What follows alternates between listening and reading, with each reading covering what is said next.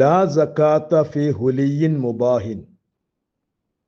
ഇത് കർമ്മശാസ്ത്ര പണ്ഡിതന്മാർ നമുക്ക് പഠിപ്പിച്ചു തന്നതാണ്. ധരിക്കൽ അനുവദനീയമായ ആഭരണങ്ങളിൽ സക്കാത്തില്ല.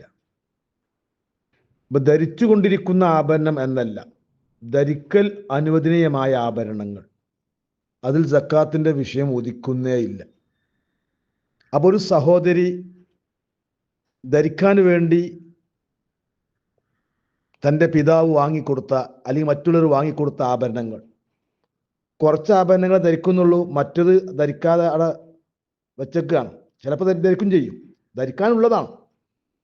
എന്നാൽ ഈ പറഞ്ഞ ആഭരണങ്ങളിലൊന്നും സക്കാത്തേ ഇല്ല. അത് നമ്മുടെ ഷാഫി മദ്ഹബിലെ അയിമത്ത് അർത്ഥശങ്കക്കിടമില്ലാത്ത വിധം വ്യക്തമാക്കി കഴിഞ്ഞു. ഇത് പ്രത്യേകം സൂചിപ്പിക്കാൻ കാരണം, പുത്തൻവാദികൾ 10.5 പവൻ ഉണ്ടെങ്കിൽ സക്കാത്ത് കൊടുക്കണമെന്ന കല്ല് വെച്ച നുണ പ്രചരിപ്പിക്കുന്നത് കൊണ്ടാണ്. ആ പ്രചരണത്തിൽ, ആ തെറ്റിദ്ധാരണയിൽ ആരും പെട്ടുപോകരുത്. സക്കാത്ത് ഇല്ല എന്ന് പറഞ്ഞാൽ സക്കാത്ത് ഉണ്ട് എന്ന് പറഞ്ഞ് കൊടുക്കേണ്ട ആവശ്യമില്ല. അപ്പം ആഭരണങ്ങളിൽ സക്കാത്തില്ല.